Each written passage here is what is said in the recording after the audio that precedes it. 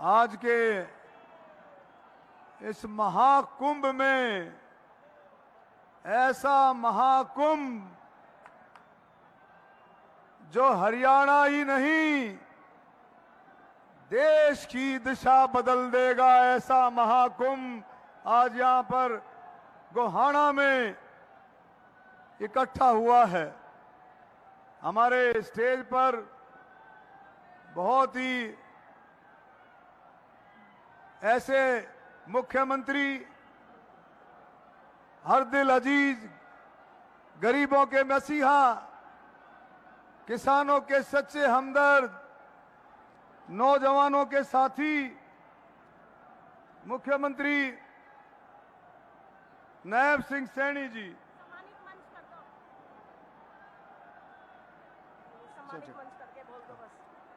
और भाई सम्मानित मंच, आदेश हुआ है कि प्रधानमंत्री जी आ गए हैं, बहुत छोटे में समाप्त करना है।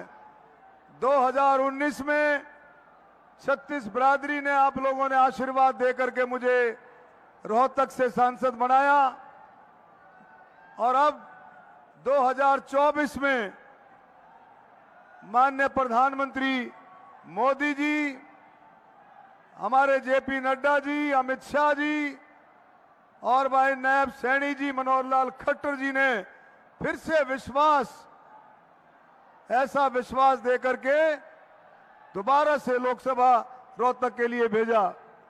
तो मेरे बुजुर्गों, साथियों, इन 5 सालों में जबरदस्त काम हुए।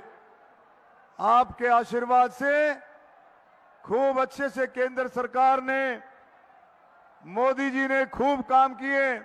धारा 370, 35 से 3 तलाक, करतारपुर कॉरिडोर, राम मंदिर और भाई महिला आरक्षण, एक ऐसा काम जो अब 2024 में होगा। एक देश एक कानून, यूनिफॉर्म सिविल कोड, दोबारा से और भी बहुत सारे काम माननीय प्रधानमंत्री मोदी जी के नेतृत्व में होंगे। तो भाई मेरी आपसे यही प्रार्थना है, नौजवान साथियों से यही प्रार्थना है कि भाई 2024 के इस इलेक्शन में, लोकसभा के चुनाव में आप अपना बेटा, अपना भाई समझ करके फिर से आशीर्वाद दें और भाई तीसरी बार मोदी जी को प्रधानमंत्री बनाएं और मुझे फिर से आशीर्वाद दे करके रोहतक लोकसभा से सांसद बनाएं। मैं यही कहूंगा कि मोदी जी ने कोई कैटेगरी, किसान हो, मजदूर हो, दलित हो, बैकवर्ड हो, ओबीसी हो, किसी भी कैटेगरी को आप मोदी जी ने, व्यापारी हो, छोटा व्यापारी हो, बड़ा व्यापारी हो, नौजवान हो, खिलाड़ी हो, स्वतंत्रता सेनानी हो, शहीदों के परिवार हो, बुजुर्ग हो, महिलाएं हो, कोई भी छोटा नहीं। और सबसे बड़ी बात, मोदी जी ने गरीबों का इतना साथ दिया, क्योंकि हम सब जानते हैं कि गरीब का साथ वही दे सकता है जिसने गरीबी देखी हो, जिसने गरीबी देखी हो। तो माननीय प्रधानमंत्री मोदी जी गरीबों के सच्चे हमदर्द आपके बीच में अभी थोड़ी देर में आने वाले हैं। मैं फिर से सभी का, मैं स्टेज पर बैठे सभी साथियों का मैं बहुत बहुत धन्यवाद करता हूं। ओम प्रकाश धनखड़ जी, कैप्टन अभिमन्यु जी, हमारे मनीष ग्रोवर जी, जांगड़ा जी, महिपाल ढांडा जी, सभी का, भाई बच्चन सिंह आर्या जी और मोहनलाल बड़ोली जी आपके उम्मीदवार, सोनीपत से उम्मीदवार। भाई पहले भी आपने 2019 में भी 36 बिरादरी ने, जनता ने, पहले भी 36 बिरादरी ने दोनों बाबू बेटों को ठोका, और अब फिर समय आ गया है, फिर से समय आ गया है कि फिर से ये झूठ बोल करके, ये दुष्प्रचार करके, अफवाह फैला करके, दहशत का माहौल बना करके, इनको नहीं पता है कि मोदी जी प्रधानमंत्री हैं और नायब सैनी जी मुख्यमंत्री।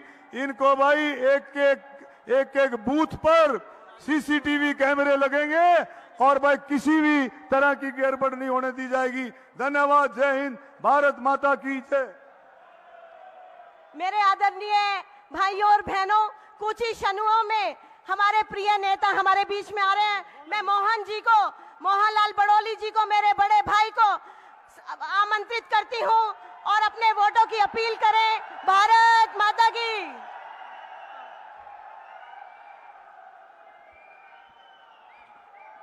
एक बार सभी से निवेदन है, मुट्ठी बंद करके जयकारा लगाएंगे। सभी मुट्ठी बंद करके जय जय श्री राम, जय जय श्री राम। मंच पर आसीन हमारे हरियाणा प्रदेश के लोकप्रिय मुख्यमंत्री नायब सिंह सैनी जी, हमारे राष्ट्रीय श्री ओम प्रकाश धनखड़ जी, हमारे इस लोकसभा के प्रभारी और हरियाणा सरकार में मंत्री महिपाल डांडा जी, कृष्णलाल पवार जी, बहन कविता जैन जी, कैप्टन अभिमन्यु जी, जींद से विधायक कृष्णलाल मिड्डा जी, गन्नौर से विधायक बहन निर्मल चौधरी जी, कृष्णा गहलोत जी, रामचंद्र जांगड़ा जी, हमारे जिला परिषद की चेयरमैन बहन मोनिका जी, जसवीर देसवाल जी पूर्व विधायक अनिल ठक्कर जी, उमेश शर्मा जी और हमारे प्रभारी सोनीपत से राजू मोर जी, जसवीर दोदवा जी, हमारे जिला के अध्यक्ष देवेंद्र कादान जी, ओम प्रकाश सत्रे जी, मनीष ग्रोवर जी और पूर्व में मंत्री रहे बचन सिंह आर्य जी, अन्य सभी इस सभा में उपस्थित मेरे पूजा के योग्य बुजुर्गों, नौजवान साथियों, पूजा के योग्य मेरी माता बहनें, छाकार पत्रकार साथियों, आज आपके बीच में आज ये मोदी का परिवार, आप सभी जो मोदी का परिवार यहां इकट्ठा हुआ है, एक बार आप जोश के साथ बोलेंगे, ये है मोदी का परिवार, ये है, ये है, ये है। ये मोदी के परिवार से मैं नम्र निवेदन करने आया हूं। मैं हाथ जोड़कर आप सबको प्रणाम करता हूं। आप सबसे निवेदन भी करता हूं कि इस परिवार में मैं आप सबसे आपके चरणों में निवेदन करते हुए प्रार्थना करूंगा कि जो मोदी जी ने नारा दिया, अब की बार 400 पार, जोश के साथ बोले, अब की बार, अब की बार, और तीसरी बार मोदी सरकार, तीसरी बार ये नारा तब सार्थक होगा। आप सबसे निवेदन करूंगा, समय 7 दिन का बचा है, अगले शनिवार को चुनाव है। आप सभी देश के प्रधानमंत्री नरेंद्र मोदी जी के नुमाइंदे बनके, मोहनलाल बड़ोली बनके, भाई अरविंद शर्मा बनके 10 की 10 लोकसभा सीट हरियाणा में जीतने के लिए आपके मिलने वाला, आपका गुआंढी, आपका पड़ोसी, आपका रिश्तेदार कोई भी ना छूटे।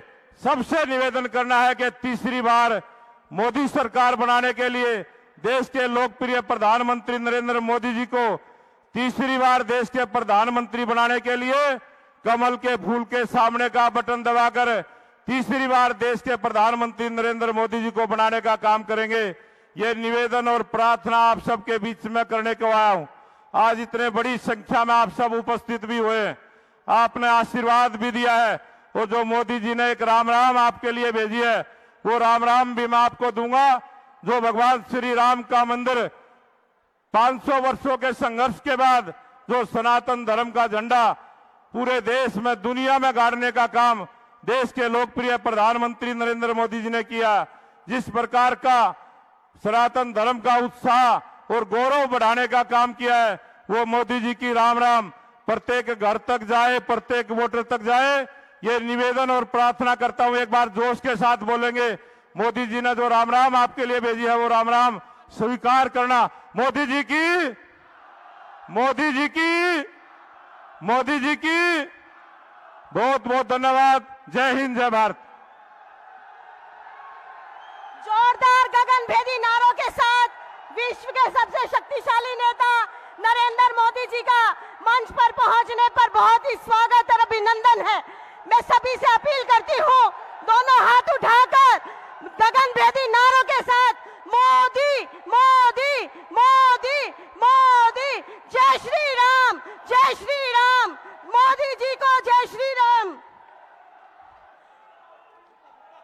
मैं विश्व के सबसे शक्तिशाली नेता माननीय प्रधानमंत्री श्री नरेंद्र मोदी जी का हरियाणा की पावन धरा पर सोनीपत एवं रोहतक की समस्त जनता की तरफ से अभिनंदन करती हूँ।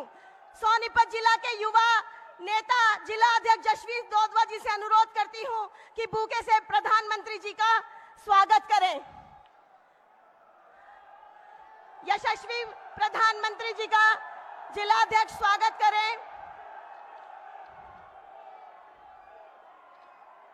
हरियाणा के मुख्यमंत्री श्री नायब सैनी जी से अनुरोध करूंगी कि माननीय प्रधानमंत्री जी का हरियाणा के किसान की पहचान हल भेंट कर स्वागत करें और सभी जनता से आग्रह करूंगी जोरदार तालियों की गड़गड़ाहट से देश के प्रिय प्रधानमंत्री का स्वागत करें। मैं महिला शक्ति से अनुरोध करूंगी, बहन निर्मल चौधरी से, मोनिका दहिया जी से, कृष्णा गहलोत से, कविता जैन जी से कि बड़ी माला से स्वागत करें। जय श्री राम, जय श्री राम। अब की बार, अब की बार, अब की बार वंदे वंदे। सोनीपत लोकसभा के उम्मीदवार भाई मोहन कौशिक जी से आग्रह करूंगी कि शॉल भेंट करके प्रधानमंत्री जी का सोनीपत आने पर स्वागत करें। साथ ही भाई अरविंद शर्मा जी रोहतक के प्रत्याशी से अनुरोध करूंगी कि प्रधानमंत्री जी का शॉल भेंट कर स्वागत करें।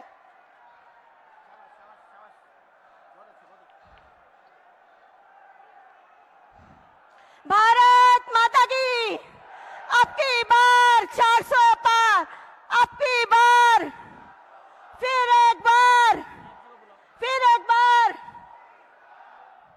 मैं हमारे बीच में उपस्थित बहुत ही आदरणीय, सादगी और कोमल स्वभाव के धनी हरियाणा के लोकप्रिय नेता नायब सैनी जी, हमारे मुख्यमंत्री जी को मंच पर आमंत्रित करती हूं कि वो आए और अपना ओजस्वी संबोधन करें और सभी से अनुरोध है तालियों के साथ और भारत माता की जयकारों के साथ उनका स्वागत करें। भारत माता की। आदरणीय नायब सैनी जी।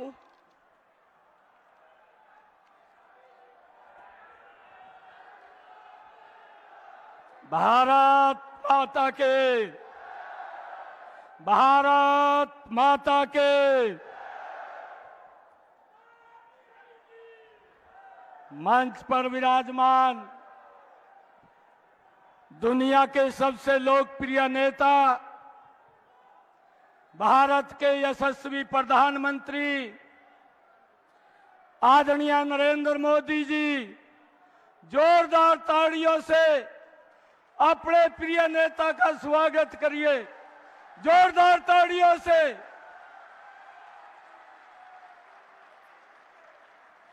आज का दिन हम सब के लिए ऐतिहासिक है, जो देश के प्रिय प्रधानमंत्री, राष्ट्र निर्माता और युग पुरुष श्री नरेंद्र मोदी जी का गौरवशाली सानिध्य आज हमें मिलेगा।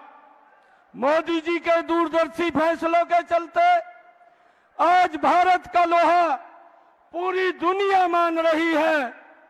चाहे अयोध्या में भगवान श्री राम के मंदिर के निर्माण की बात हो, चाहे अनुच्छेद 370 को निरस्त करने की बात हो, चाहे 3 तलाक को रोक हो, आतंकवाद पर सर्जिकल स्ट्राइक हो, 1 रैंक 1 पेंशन हो, 55 करोड़ देश के नागरिकों को आयुष्मान भारत का लाभ हो, ऐसी ऐसी योजनाएं आदरणीय प्रधानमंत्री नरेंद्र मोदी जी के नेतृत्व में इन 10 वर्षों में मैं देखता था।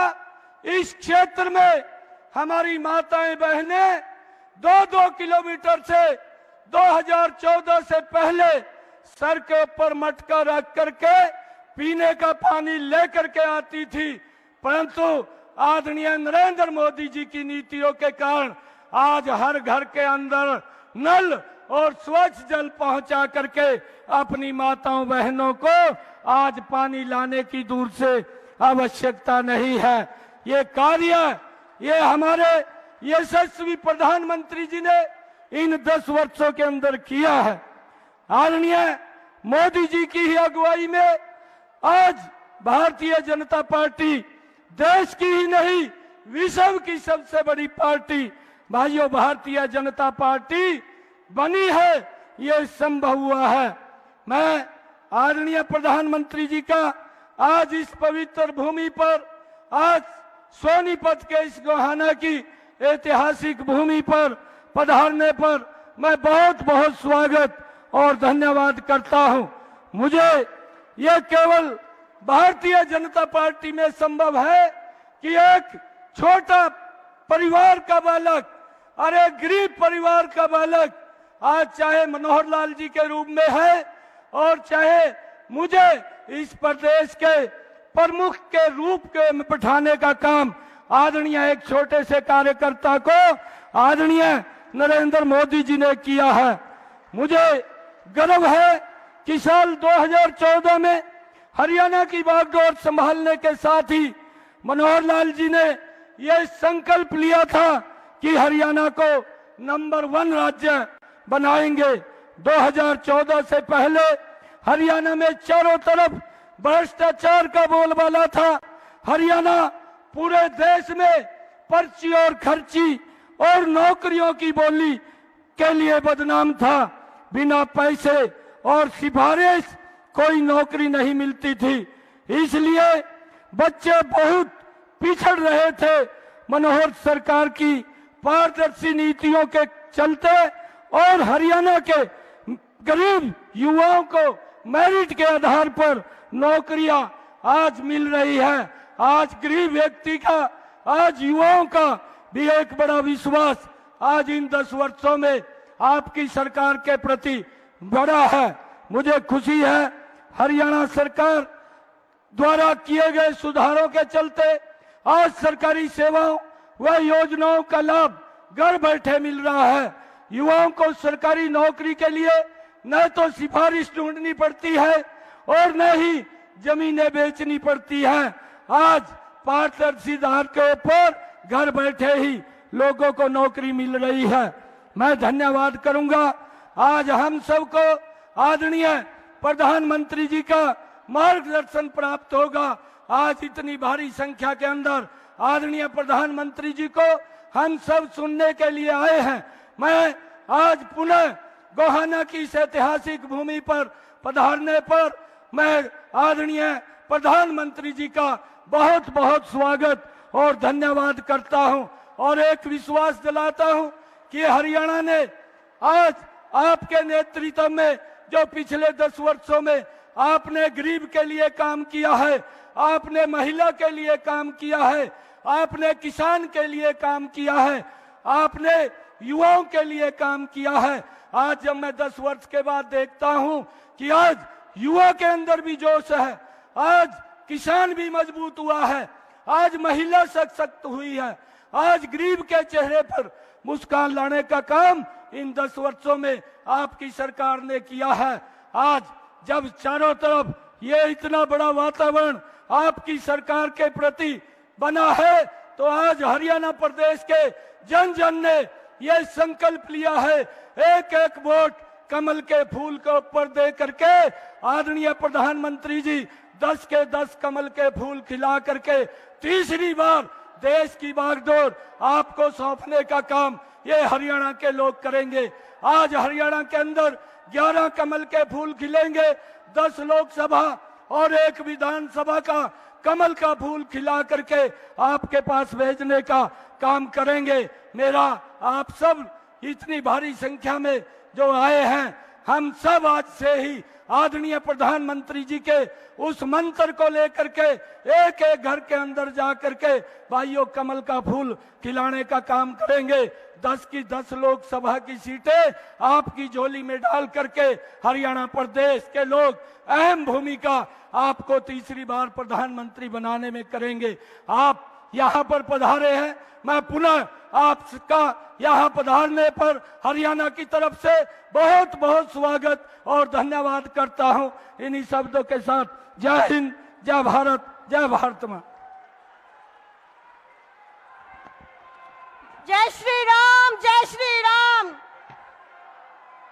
तप, त्याग, तपस्या के प्रतीक मैं विश्व के सबसे शक्तिशाली नेता मां भारती के सच्चे सपूत, माताओं के दुलारे, बहनों के प्यारे, बेटियों के रक्षक, हिंदुस्तान को विश्व में सिरमौर बनाने वाले, भारत को विश्व की नई विकास की ऊंचाइयों देकर जगत गुरु बनाने वाले, जन जन के प्रिय नेता, जिनकी नीतियों का पूरा विश्व कायल है, भारत के यशस्वी एवं लोकप्रिय प्रधानमंत्री माननीय नरेंद्र भाई मोदी जी को बहुत ही सम्मान के साथ समस्त हरियाणा की जनता की राम नाम के साथ न्योता देती हूं कि आए और अपना संबोधन दे।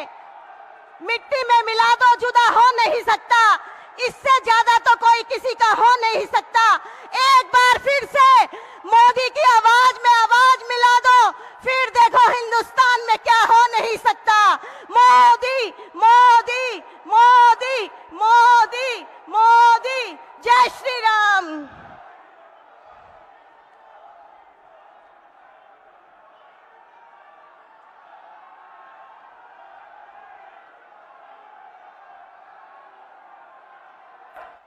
भारत माता की, भारत माता की। आप सभी को मोदी की राम राम।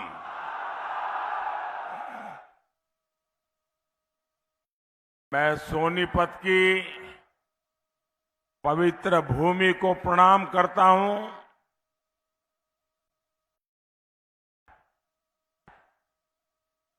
हरियाणा की धरती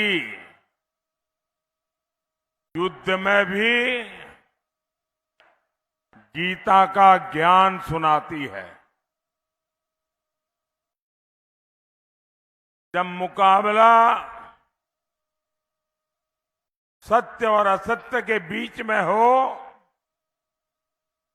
तो विजय सत्य की ही होती है।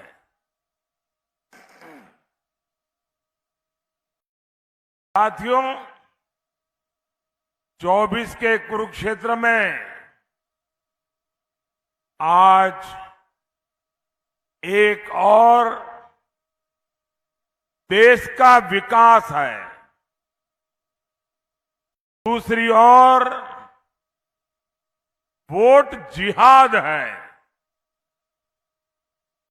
हरियाणा की जनता जनार्दन, मैं आपसे पूछना चाहता हूं, जब एक तरफ विकास की बात है, दूसरी तरफ वोट जिहाद की बात है,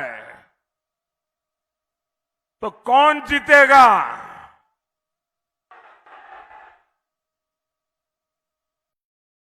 आपके जवाब ने तय कर दिया है। फिर एक बार फिर एक बार फिर एक बार तो 4 जून को ये मुत्तूराम की जलेबी का क्या होगा?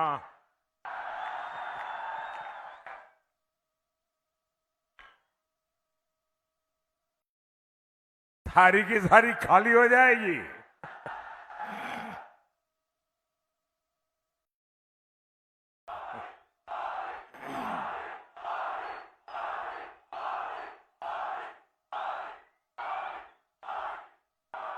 साथियों, कांग्रेस 10 साल से सत्ता से बाहर है और इसलिए पूरी तरह बौखला रही है। इन्हें वो पुराने दिन याद आ रहे हैं जब शाही परिवार रिमोट कंट्रोल से सरकार चलाता था। देश की सारी योजनाएं एक ही परिवार के नाम पर होती थी। एक परिवार के सिवाय कुछ नहीं। योजनाओं के नाम पर देश का पैसा कहां जाता था? ये भ्रष्ट लोगों की तिजोरियों में जाता था। कैसे कैसे घोटाले होते थे। करोड़ों के नहीं, हजारों करोड़ के नहीं, लाखों करोड़ रुपए के घोटाले होते। साथियों, नाम बदलने से असलियत नहीं बदलती है। ये इंडी गठबंधन वाले वही भ्रष्टाचारी और घोटालेबाजों की जमात है। इन्हें किसी भी कीमत पर सत्ता चाहिए। और कीमत क्या है? देश की सुरक्षा, देश की स्थिरता, देश का सम्मान। और 5 साल में 5 प्रधानमंत्री, ये इनकी सरकार चलाने का फॉर्मूला है। और कल तो इंडिया अलायंस के एक नेता ने मीडिया वालों को भी बताया कि 5 साल 5 प्रधानमंत्री। अब मुझे बताइए भैया, ये 5 साल 5 प्रधानमंत्री से देश का कुछ भला होगा क्या? ये हर साल नया प्रधानमंत्री आएगा तो क्या करेगा?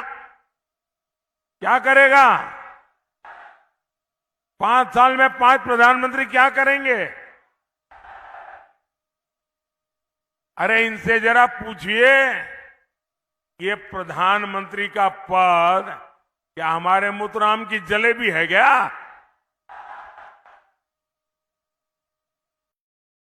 ये देश चलाने की जिम्मेदारी है, ये मिठाई खाने का मौका नहीं है। क्या आप देश को वापस अस्थिरता के उस दौर में जाने देंगे क्या? साथियों, कांग्रेस अब अपने देश विरोधी एजेंडे को भी छिपा नहीं रही है। ये खुलेआम कह रहे हैं, मोदी जी ने 10 साल में जो कुछ भी किया है उसे वो चौपट कर देंगे। यानी चुनाव जीत करके करना क्या है? एक काम। मोदी ने जो किया है उसको उलट देना, उसको चौपट कर देना। यहां तक कहने की इनकी हिम्मत देखिए। इनके एक नेता कह रहे हैं कि जो हमने जम्मू कश्मीर से धारा 370 हटाई, धारा 370 की दीवार हमने कब्रिस्तान में गाड़ दी है। ये कहते हैं कश्मीर में फिर से वो 370 को लगाएंगे, यानी फिर से आतंकवाद को खुली छूट, फिर से कश्मीर में खून खराबा। मैं हरियाणा की वीर धरती से कहना चाहता हूं, कांग्रेस वालों सुन लो, अब कश्मीर में लहराएगा तो केवल हमारा तिरंगा लहराएगा।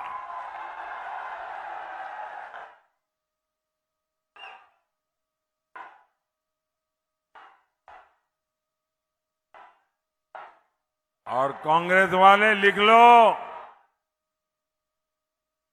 ये मोदी है।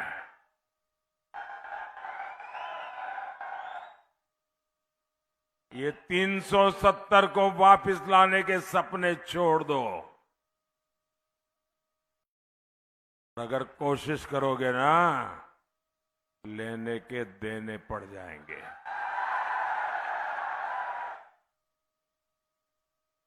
साथियों, आपको याद होगा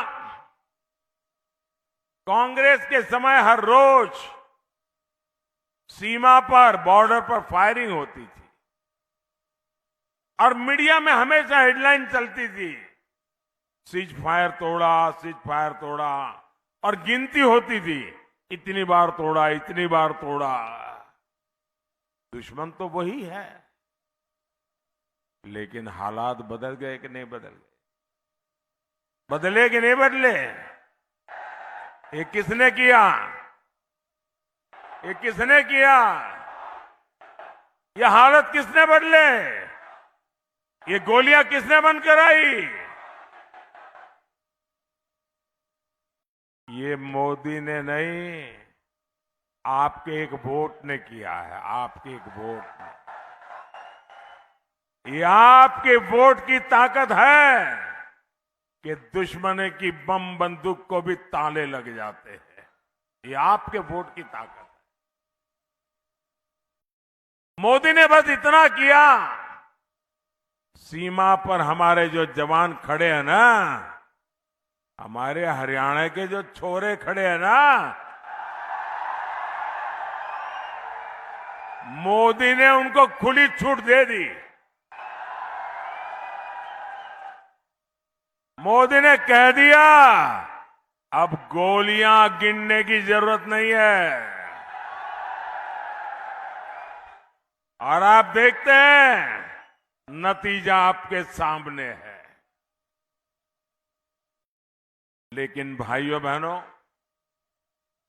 मोदी के इन फैसलों से कांग्रेस और इंडी गठबंधन का कलेजा फट रहा है। उनसे पाकिस्तान की यह हालत देखी नहीं जा रही है, और इसलिए अब कांग्रेस वाले पाकिस्तान के प्रवक्ता बन गए हैं। पाकिस्तान के प्रवक्ता। और कांग्रेस के नेता कह रहे हैं, उनकी तरफ से भारत को धमकी देते। क्या कहते हैं? हमारे सामने देखकर आंखें खोल कर, चुप रहो, चुप रहो, जरा डरो, डरो, डरो। ये पाकिस्तान के पास परमाणु बम है। ये कांग्रेस वाले पाकिस्तान के प्रवक्ता बन करके मुझे आंखें दिखा रहे हैं। बताओ भाई,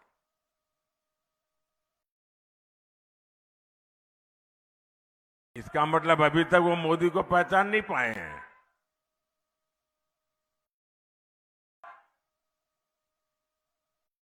साथियों, आप मुझे बताइए, क्या भारत को पाकिस्तान से डरना चाहिए क्या?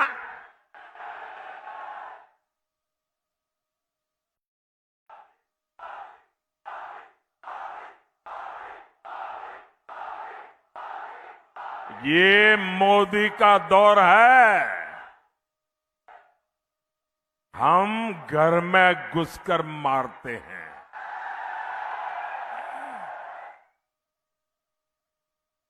कांग्रेस सारे पैतरे केवल तुष्टीकरण के लिए चल रही है।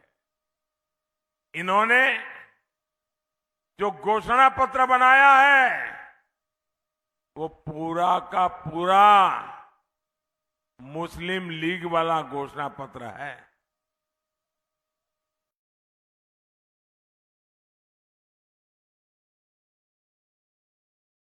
कहते हैं वो एक्सरे मशीन, सबका एक्सरे निकालेंगे।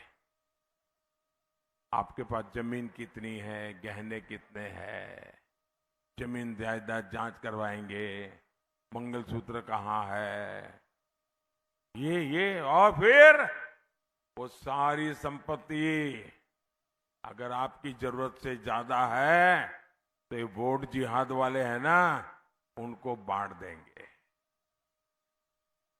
क्या आप अपनी संपत्ति छीनने देंगे? क्या आपकी संपत्ति पर वोट जिहाद वालों को अधिकार करने देंगे? और कांग्रेस के तो प्रधानमंत्री कह चुके हैं कि इस देश की संपत्ति पर पहला अधिकार मुस्लिमों का है। मोदी कहता है इस देश की संपत्ति पर पहला अधिकार इस देश के गरीबों का है।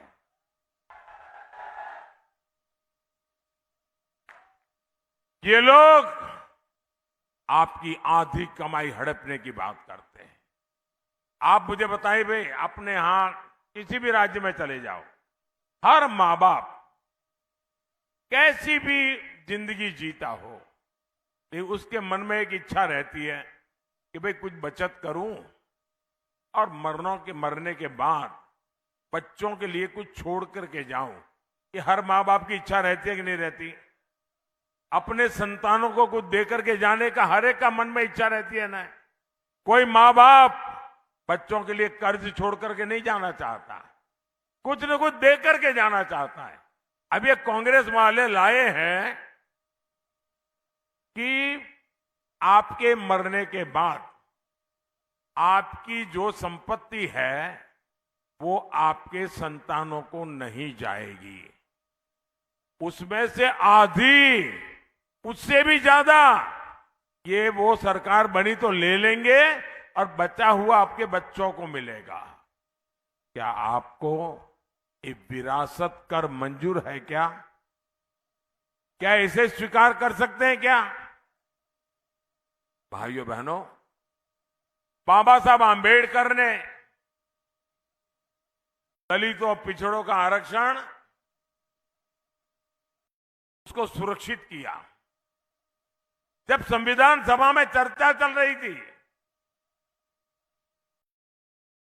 तो सबने सर्वसम्मति से तय किया कि धर्म के आधार पर आरक्षण नहीं होगा। सहमति से हुआ। अब ये कांग्रेस वाले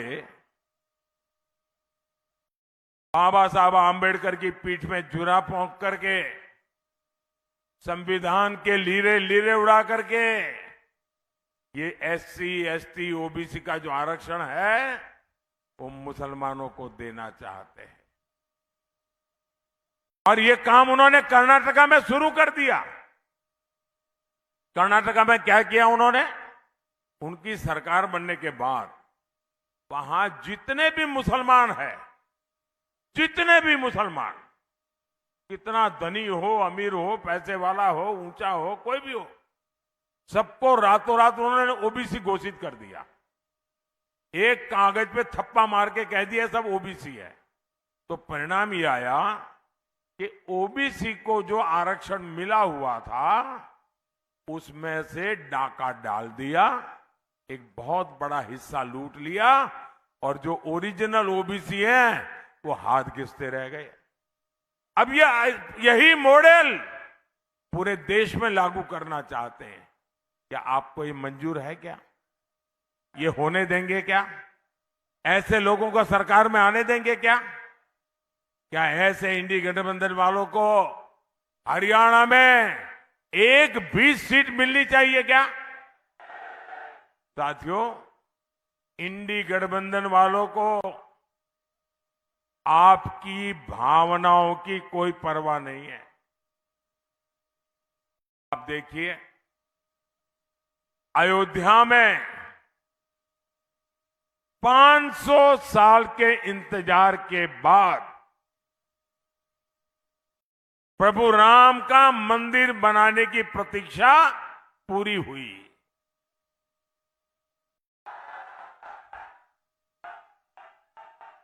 रामलला अपने भव्य मंदिर में विराजमान हुए।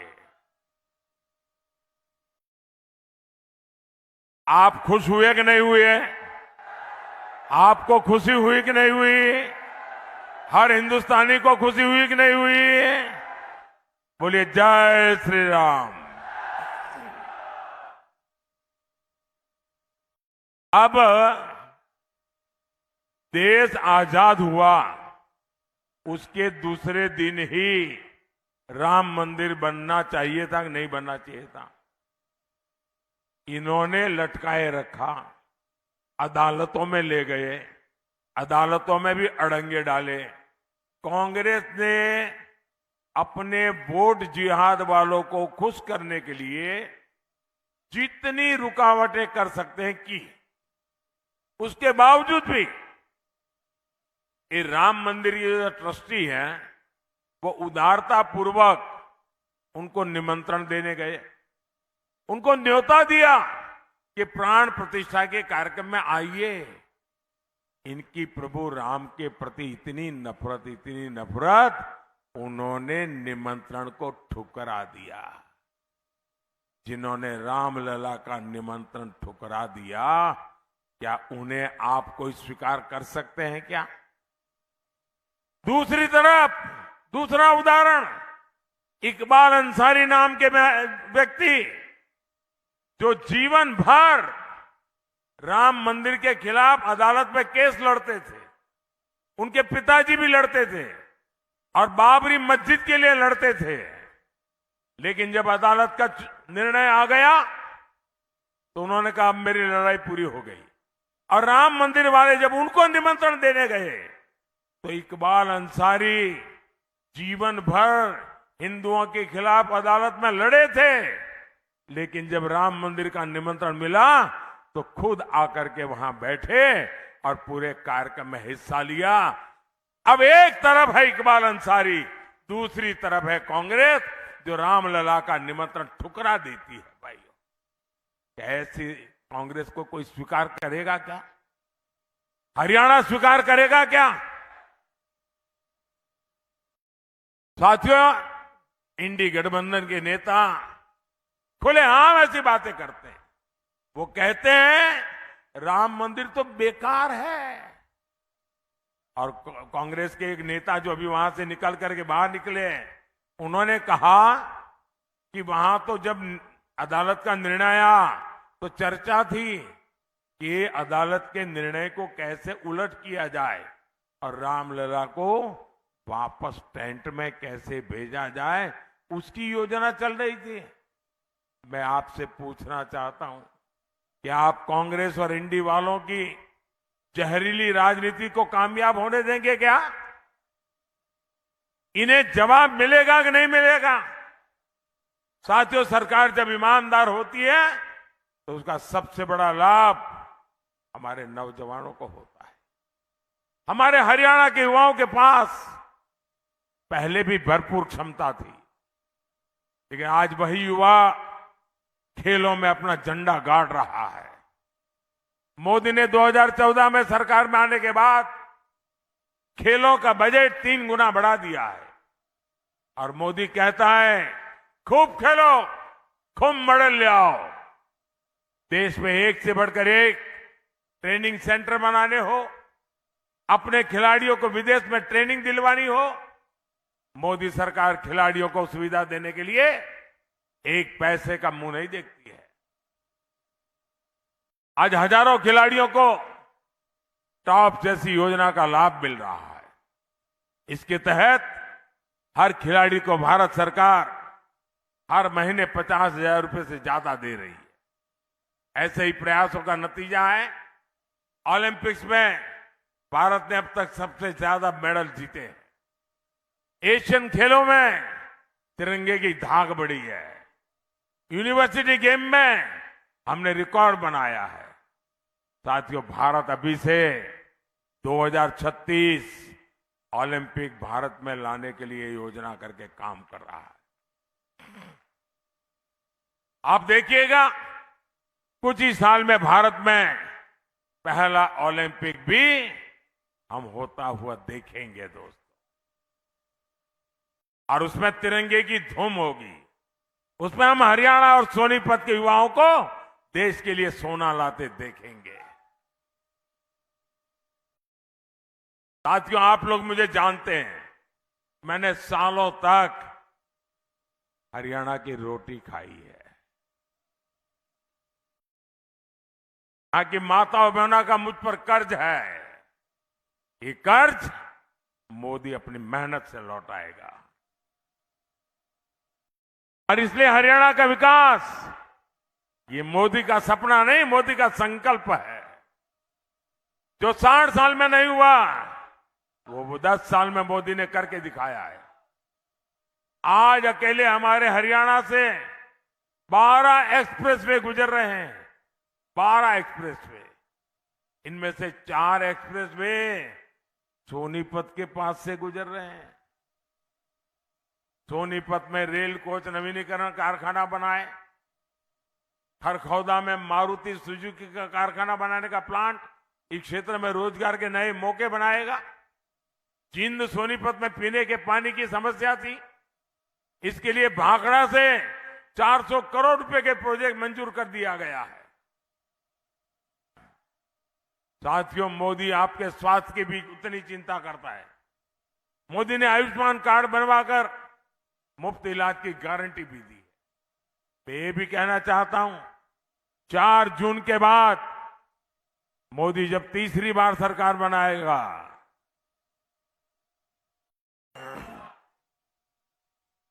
तो आपके परिवार में 70 साल से ऊपर के जो भी लोग हैं, 70 साल के ऊपर के आपके माता पिता, दादा दादी, नाना नानी, चाचा चाची जो भी है, अब इनके बीमारी में इलाज का जिम्मा आपका नहीं, ये आपका बेटा मोदी करेगा।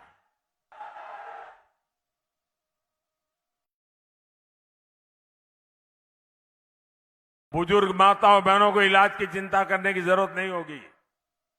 साथियों, हमें भारत को मजबूत बनाना है, हरियाणा के सपनों को पूरा करना है। हरियाणा से मोदी को केवल सांसद चाहिए इतना नहीं है, हरियाणा मोदी को हिम्मत, हौसला और आशीर्वाद भी देता है। और सोनीपत से हमारे मोहनलाल बड़ौली जी और रोहतक से डॉक्टर अरविंद कुमार शर्मा जी, 25 मई को उनको दिया गया आपका एक एक वोट सीधा सीधा मोदी के खाते में जाएगा। तो ज्यादा से ज्यादा मतदान कराएंगे, पोलिंग बूथ जीतेंगे। मेरा अनुरोध है, यहां से जाकर के बाद ज्यादा से ज्यादा परिवार में जाइए, ज्यादा से ज्यादा लोगों को मिलिए और कहना मोदी जी आए थे और मोदी जी ने आपको राम राम कहा है। मेरा राम राम पहुंचा देंगे, मेरा राम राम पहुंचा देंगे। बोलिए भारत माता की, भारत माता की। बहुत बहुत धन्यवाद।